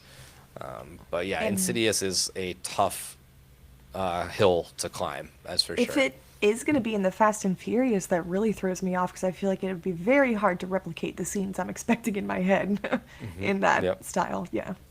Yep. Before we jump into the next one, I didn't have this on my notes, but I did see the picture. Laura Sauls did seem to be wearing a Scare Zone shirt. It was kind of hard to tell exactly what it was, but it did look like there was like a cat of sorts on there. So possibly Cute. a Scare Zone shirt. Yeah, I'm very interested to see that in full when it comes out. And one more note before we get out of Jason. In Jason Universe, you'll get to visit Camp Crystal Lake, Jason's Kill Shack, and in amazing classic moments from the Jason Universe. This house is from the team that created the Insidious house and the Red Curtain Room. Huh. Expect Jasons around every corner. So, all right, Yep, well, that so buys just me as in a I little bit suspected. more. Yeah. It buys me in a little bit more, but I don't, the replication is tricky, especially with a character like this. So I'm still, I'm still a little nervous. Not nervous about the house, but I am nervous about the expectations that are being set on a lot of these things. Terrifier being one of them, Jason Universe being one of them, being that this is the bloodiest house we've ever, this is the scariest house we've ever. These are, you're setting the bar almost impossibly high, and that's a little bit trickier. So let's move into some of these originals. They talked about Grave of Flesh. They said, what happens after you die? You're being eaten by vicious flesh eaters, which this is all stuff that we have known. You're going to be at your grave site where you'll see and smell the soil being put on top of you. you really feel like you're being buried. Ooh. They fucking throwing dirt at me or something? Like, are we just like, is this the year of Get just outta like here. beating the shit out of guests? Like, we're gonna spray you with water and then we're This gonna is what you guys throw wanted, right? dirt at you. Yeah, you're gonna throw some dirt at you. It's You like want it immersive? it's like what is it? Dwight Schrute does this in The Office when he's in his state of mourning. He goes and Yes. throws dirt on your face. Oh, there's a meme idea that I got going on for me. There we go. That's a Oh, new God. reel coming out of Grave of Flesh, just spitting dirt out. Is If it anybody bad does that I that- still keep thinking that this is a scare zone and I keep forgetting it's even a house? Grave of Flesh. No, this is kind of the fact that it's forgettable is making me excited for it, if that makes sense. No, it does. Because I Keep the feel like underdog. I've had this in the past where I'm kind of like Darkest Deal. Yeah, okay, sure. Like I kind of, and then I go through them like this house fucking rips. Like I love this one. So I feel like I'm hyping it up more because I am not hyped about it. If that makes any sense. Like it's No, it it's does, kind it of does. there. I know what you're saying. But yes, they are really hyping up this year. They are, yes, yes. But yeah, the whole smell of the soil, that was kind of what I thought of like with Darkest Deal as well. There was that little part in it where you walked through, like it almost looked like you were walking through the ground and the walls were kind of dirt and it smelled like dirt. So I'm pretty excited for that one. Sounds like the year of Sif, stuff in your face. Sounds like the year of throwing stuff at my face. We'll see. We'll see how this pans out. It's Five Nights at Freddy's. Is the multiple experience gonna be that they're throwing fucking pizza at me or something? Pizzas. Whack-a-mole. High hopes for Grave of Flesh. I think it'll be really creepy. I think so too. I'm very very curious to how this rolls out. And Chris agrees with you, Jamie. I'm terrible. We're terrible. El Artista, a Spanish haunting. This features the conservatory, which contains the origins of horror. Interesting that the conservatory is in the origins of horror, and then in the description of this house, they're saying origins of horror. In descriptions of origins horror, they said artists. It's not.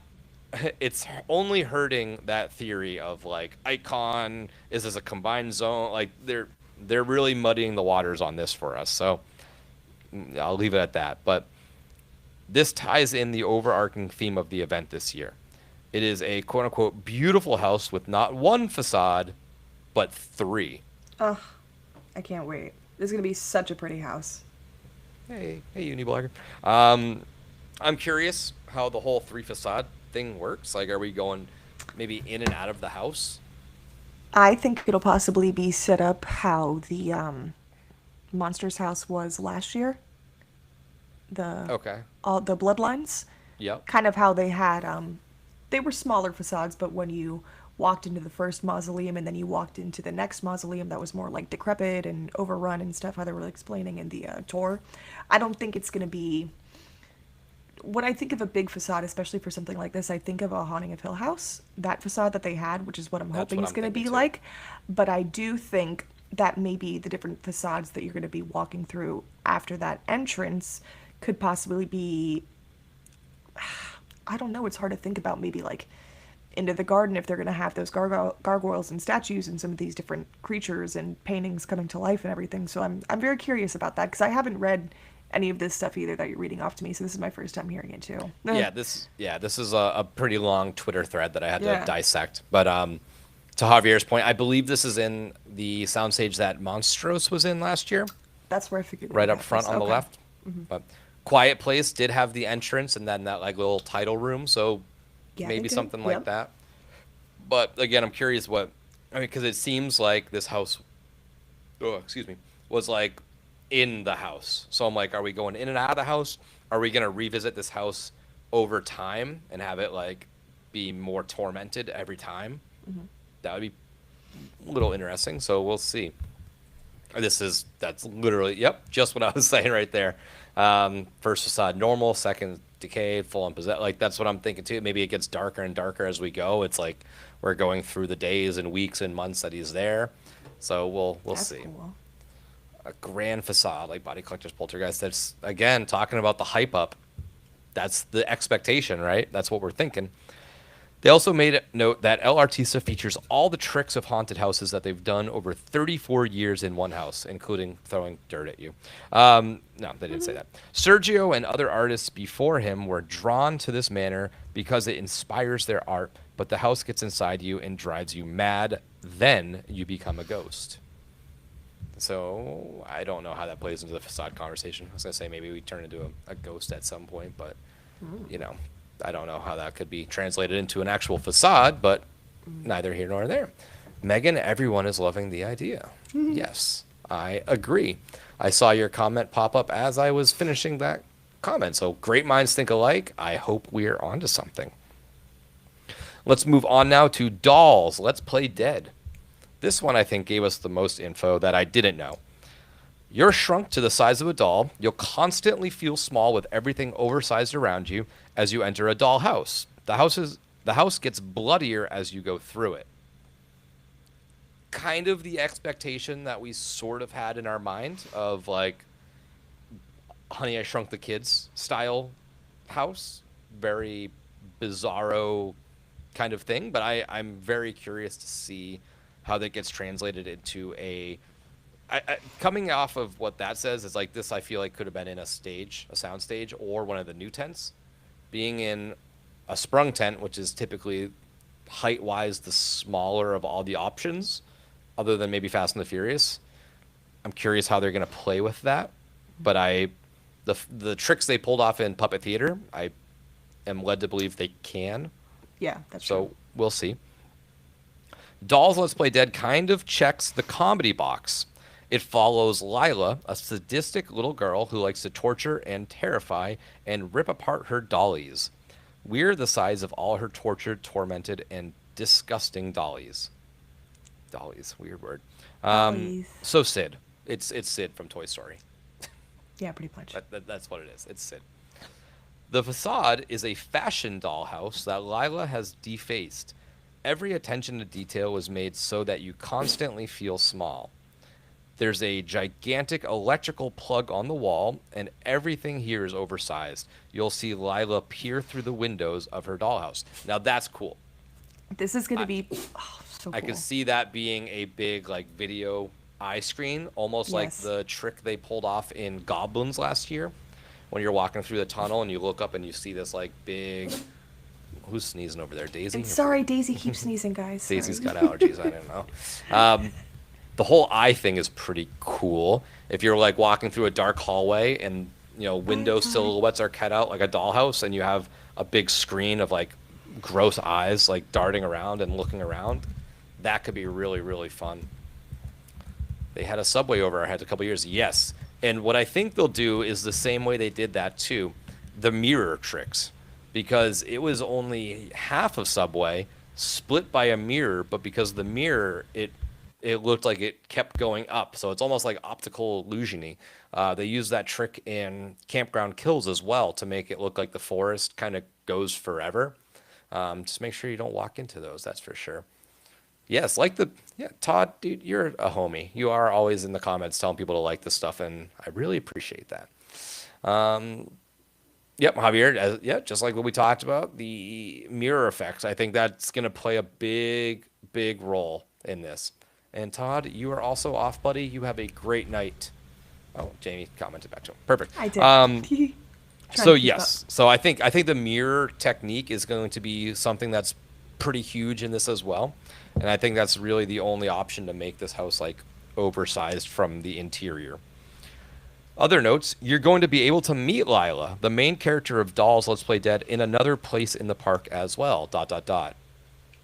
HHN bar. That's my assumption. Yeah. That's what I read from that immediately. Especially as that we have a wait, we need to see Daisy, please. Well, Jamie tries to get Daisy. Round her up, hold on. I will continue talking about this. So HHN bar seems to be the easiest fit for that little description of seeing her again. I can't really see where else she would fit in, because no scare zones necessarily tie into Lila. So maybe HHN bar, that would be my best guess. Oh, and there is Daisy on screen. If you are listening in podcast form, you are truly missing out. There is the ever-loving, so cute, my little baby, Daisy girl. Saw some pics from BioReconstruct. I think the facades of the dollhouse. Yes, I think so as well. I've only seen stuff from the back end. But yes, it is giving dollhouse features for sure. So it's going to be that very Victorian era dollhouse, I think. So yeah, that was all the info from Dollhouse. Let's get into Galkin, Monsters of the North. This brings folklore beasts and creatures to a Norse community that will be ravaged and ripped apart. A shaman beast is drawing all the creatures to the community. One of the bloodiest houses. Very bloody, very visceral. Well, one of the bloodiest. It can't be the bloodiest because, well, that's Terrifier. You already dibbed it as Terrifier. I like the word visceral, though. Visceral, yes. I feel like the gore from Terrifier and the gore in this will be two different gores. Yes. You know, Terrifier is very, like, over-the-top, excessive, blood-squirty slasher. I could see this one being more, like, realistic, intestinal, like, chest rips open, stuff like that. I'm thinking that's give us a warning before showing us your weenie. I will never. I will always show my. I will always show my weenie. No. What? This is a good one. Good talking point. What house would Daisy be excited for? Terrifier. No, she would be too scared. That's too No, she scary wouldn't for be her. scared. It's too She wears scary. her glasses. Daisy glasses. Okay, all right. You're right. You're right. Daisy. Maybe she is Daisy would doing- like the dollhouse, though, too. Daisy's That's what I very was thinking. girly. I was thinking that Daisy is doing. Thank you, Chris. So well. She is. And we got another hi Daisy. Yes. Oh, sobbing. My internet cut out. I'm sure she's very cute. Thank you. Oh, no, I could bring her up again in a minute. Yeah, we can end. Or yeah, we can do She's that at some point. tearing up my carpet, so. She is doing very, very well. So back to the Galkin. The shaman is collecting the creatures, making them a part of her. She's getting bigger and bigger as you go. At one point, the prop for her head as the final shaman beast is 6 feet tall. And as you go under this 6-foot head, you're going into the belly of the beast. Interesting. It That is kind of, interesting. I mean, 6 feet is big, but I was thinking big, like goblins, like the Like- statue of the goblin, like that big, like throw this thing up 25 feet and like kind of make us what they refer to as the Russian doll scare is when they have this big statue and there's like curtains and somebody comes out of it, kind of like a little Russian doll. It would be cool if we did that, like went in through the Russian doll hole. I think that would be a very interesting cut. But yeah, I mean, this gave us a little bit more of a description of Galkin, saying that the lady on the logo, I'm assuming, is the shaman, and she's the one that's sort of summoning these beasts and kind of wreaking havoc on the village. So I'm excited for that. And then the final house note, Hatchet and Chains, Demon Bounty Hunters, is set in an Old West cow town, which is being taken over by demons from Hell's Well. They kill people by climbing into people's bodies and burn them from the inside out. You'll see a demon coming out of the face of a human. I don't know, Jamie. Sounds pretty cool. Yeah, Cowtown, it does Hell's sound Well, pretty that's pretty cool. fun. It does sound pretty fun, but I'm just not the big. Listen, you gotta understand. I grew up watching like John Wayne westerns all the time with Granny and Papa, and they never wanted to watch anything else. So I really don't have the western bug in me. Oh, well, you should. And it's never really. I feel like the only. No, I'm not even gonna say that. That's not a western movie. What were you going to say? Holes. It's not a Shia LaBeouf. Kissing Kate Barlow. No, it's Yeah, definitely a little sure. western. It's got a little, yeah. it's got a little bit of A little twang to western it. on there. Yeah. But which is funny too, because being from South Florida, everyone thinks it is pretty country, I guess. But I think how Nick has said previously, sometimes his most underrated houses end up becoming one of his favorites. I do think I'm gonna end up liking this house. I don't think it's definitely the lowest on my list or something I'm not interested or excited for. Just not as hyped up for this one as others. But it is really cool that we're seeing something from Slaughter Cinnamon 2. Two things actually. So quickly. Weirdly enough. Yeah. Yeah. So interesting. I think overall that was our last talking point for the houses. I think overall this got me even more excited. I like knowing some of these details. I know some people kind of view them as spoilers and they want to go in a little bit more blind, but it was, how did I know you were going to say holes? But yes, so You're not the only one. I enjoy knowing some of these. Hey, Chris just started rereading holes. It's an absolute classic. I'm glad everyone else enjoys it too. You know what? I kind of feel this as well. I do feel like Hatchet is sort of not getting as hyped. Maybe they're relying on the fact that it was a pre-existing thing, so people might have a better idea of it already Yeah. going into it. I can see that being. But yeah, I feel like the originals too. I feel like they kind of dump them, leave them, and let them go on their way. They're more worried about the IPs, the things that'll sell the tickets. But we, as the Horror Nights community, obviously love the originals.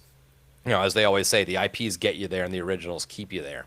And I think it's about as an accurate statement as you can say. So let's move on then to our scare zone discussion. They said that the reduced scare zones from last year have been thrown out the window. You're going to see more characters and more scenic all around the park.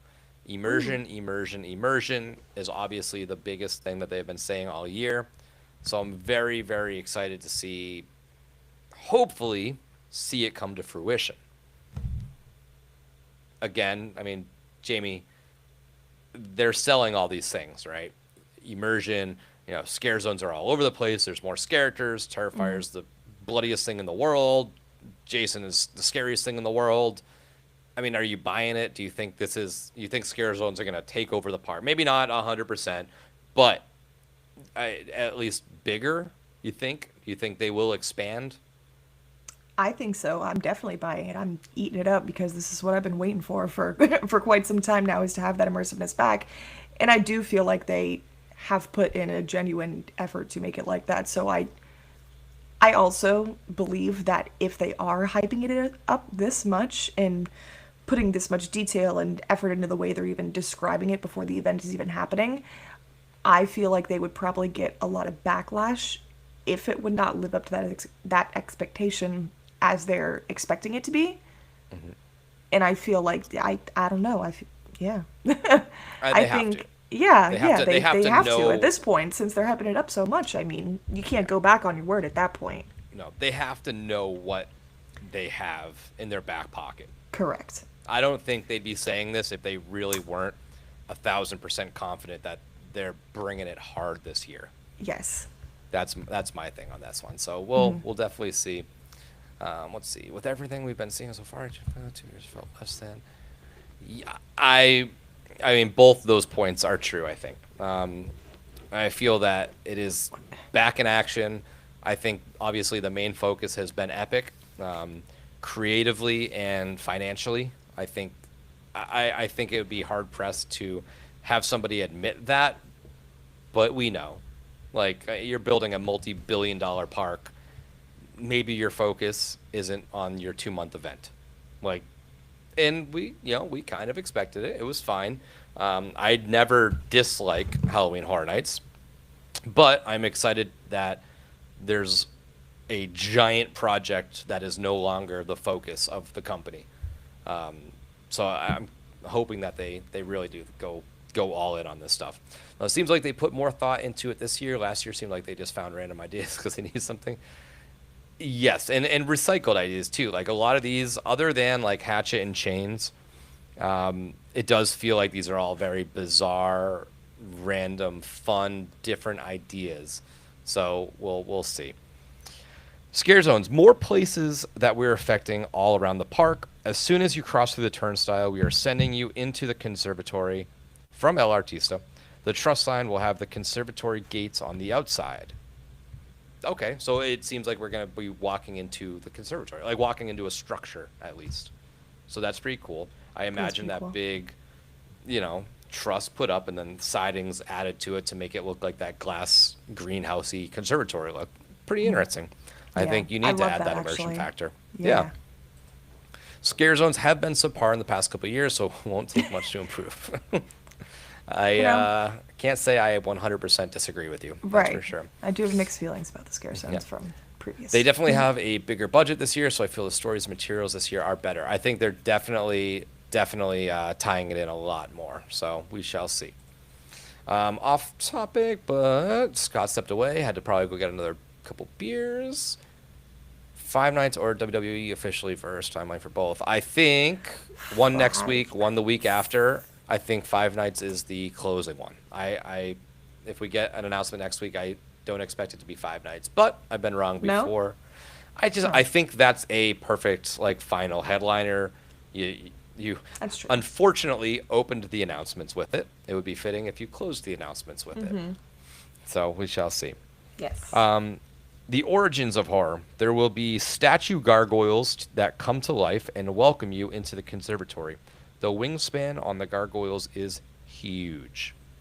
It reminds me, in my mind, of the ones from Graveyard. Yes. Deadly Unrest. So we shall see.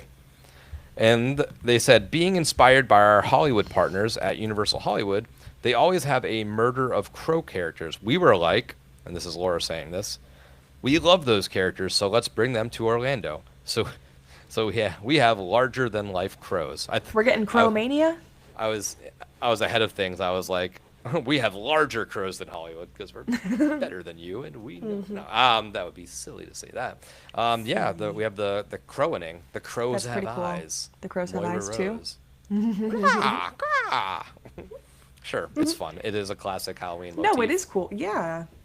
So we'll see. I like having little pieces of Hollywood over here when we can, since I have not been to the event over there myself. So it's kind of nice.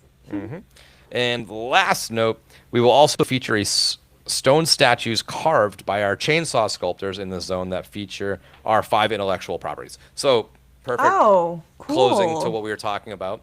I mean, I don't think they're going to literally be chainsawing statues in person every single night. I think they will have chainsaws and they will be mimicking the act of carving them. But that is pretty cool to have like these big statues of You couldn't just let me think characters. that? No, they're not going to be carving stone at Horror Nights. Back up, everyone. Yeah. Yeah. Let's see. Something that has not been talked about at all, actually, by us or by any of them. Curious to see what the Nightmare Fuel will be this year. I enjoyed the circus last year. I jammed the playlist going to work. I hope that they do something different. I liked the circus theme, but it, for me, got redundant those first 3 years. I love the show, but theme was very similar. I hope they again pivot and do something maybe more aligned with this year. I felt like last year they were a year too late. The fact that you did not do the circus theme with Oddfellow is so bizarre to me that they missed that opportunity. That was just wild. That is true. But we'll see. And curious for Nightmare and Lagoon Show, they have yet to say that. But there is that trust sign out in front of kind of where the sign was for Ghoulish. So if they're all about bringing stuff everywhere, I like the Lagoon Show. it's a great addition to I think it's fun. Eat People. That's for sure. Let's see. Do you think the Universal Hall should be decorated this year other than medallion IP banners? No. I don't think so. I think it'll just be typical medallion in the middle and the IP banners, I think. They could definitely Unless they go for a surprise me. dark gothic kind of look. Yeah, Depending maybe. with maybe some vinage around it, I could see them doing something like that. Maybe. Be cool. You can't take our crows. They flew here. They flew Crows. With a Z. they flew east for the summer and fall instead of south for the winter. Come on, man. Let's get some crows. They look kind of cool. No, I am excited. They do. The crows have eyes.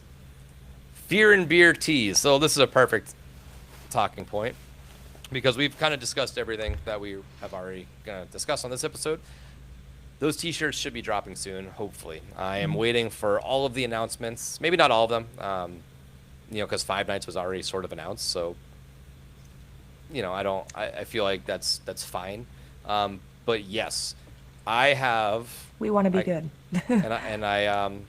I will say we have 6 shirts this year. Yes, Jamie can count them off. I was 6. thinking them in my head. We have 6 new designs this year. I have all of them. They look really cool. Okay. We have started to take some pictures with them. I have about 2 more to photograph, and they will be dropped in a similar fashion that we did last year. We'll kind of reveal one a day, leading up to whatever day they go on sale, and then they will all instantly be on sale. I'm hoping to line it up with a TeePublic is weird. They do sales all the time, Yeah. but I feel Out of like whenever you, random. yeah, but I feel like whenever you put a design up new, it's also on sale, and I want it to be on sale. So I'm really trying to get those on a time when they're on sale. What are you doing? Don't show the shirts. I don't know what Jamie's doing. What were you doing? Daisy was chewing out my new bag. Oh, okay. All right. Okay. I thought you were going to start showing off the shirts. I was like, wait a second. No! I could show off my bag, though. This is fun that Daisy was trying to chew. If you want. I'll put it here for now. Daisy, come on. But yes, the shirts will be out. Thank you for loving our shirts. And yay for 6. I would never spoil the shirts. No. All right. Let's draw our final winner. Oh, yeah, the raffles. Yeah, I got one Forgot. more raffle. It's been on if you here weren't for quite some time. If you weren't here in the beginning, we drew our first raffle winner for our 5K giveaway. That is $25 gift card, Universal. I'll get that over to you digitally. One of our either Fear and Monsters or Fear and Lobby shirt, stickers, pin pack, and 2 koozies. And I will contact the winner. So just for full transparency again, I got a whole bunch. I spent like an hour and a half writing all these out. So He did indeed. here we go. Nothing in my hand. Look at that. Going in I even fresh. specifically asked her, I was like, are you writing all of these by hand? Yes. Indeed. Jamie, you can tell me when to stop again whenever you want. Stop. All right. Got one. Ooh, let me make sure it is not the same person. No. This is, looks like Dev Bishop. I'm going to search them real quick. Make sure Handy dandy Instagram. they are actually following us. And that way, we're not giving it away for nothing. They are. Look at that. All right, screenshot that. Save that. Voila. And we got our second winner. Thank you for everyone that played along with our 5K giveaway. Yes. The fact that we got to 5K is a little bizarre to me. It's really cool. The growth in the past couple months has been super, super insane. So thank you so much for all of that. Last couple notes, Shutter Sundays. We will be putting out Prom Night on Sunday, I think 8 o'clock or so. We just watched it. We still have to record it. But that's what we got on the docket. We have Shutter Sundays. We have our shirts coming out sooner rather than later, hopefully. We have our HHN homework video going over the Terrifier franchise that I will be editing this week. And we also, and we are getting close to our 1 week until HHN Podathon. Now, if anybody is How could I newer, forget? if anybody is newer to us, the HHN 1 week until HHN Podathon, we put out. We're insane. We're so stupid. We do 8 Nick's episodes. insane, mind you. This is his idea. This was my idea. This is I think, our Always. 3rd year running. We do a brand new full episode from Friday to Friday leading up to the opening day of Halloween Horror Nights. So this is a lot of work. It's a labor of love. I'm starting to try to get some ideas already for the Podathon. I got some potential things lined up that could be very, very fun. So I'm very, very excited for that. If everybody that is still here watching, give this video a little like. Make sure you are subscribed on YouTube. That helps us grow tremendously. Jamie, any final thoughts before we get on out of here for your first live? I know this was very fun. Actually, it definitely kept me more involved, more awake, because this is usually, what time is it? 10 o'clock. Ooh, 10:25. I'm really pushing it right now with the bedtime. But no, this was very fun, and I'm glad we did this and discussed it like this. Felt more natural, you know. Now, one last question: are you doing the HHN draft this year? Probably. Yeah, I like to. I like doing the draft. Haven't penciled it in, but I have some ideas to make it even more interesting this year. Yeah, so we'll see. I'm very excited for it, but that about wraps us up for this week. Thank you so much for jumping in on live. If you are not live and you're listening in podcast form, keep your eye out on our socials because we will be doing this again in the future. This is fun. I like these episodes. It lets us play along with a little bit more interaction. It lets the flow of the episode go a little bit more. If you're confused about some of the comments, maybe watch on YouTube because you can see them on the screen as we read them. Other than that, Jamie, anything else? This is hyping up to be, as the kids say, one of my most anticipated years of HHN we've had in quite some time. I'm very Yes. excited for this year. I really am. I think it's going to be a fun one, for sure. And also, on the live topic too, I checked on my phone on YouTube to see how many people were watching, and we had like 50 people watching at one point, so that was really cool. So thanks everyone for tuning in as well. Very fun. I know Friday. And It on doesn't a sound Friday like a night lot, of but all it sounds nights. like a lot for me. I'm like, wow, you guys are you're really watching? On a Friday night, nonetheless. Yes. So, alrighty. Well, until next time, this is Nick. This is Jamie. Happy haunts. Play. Play.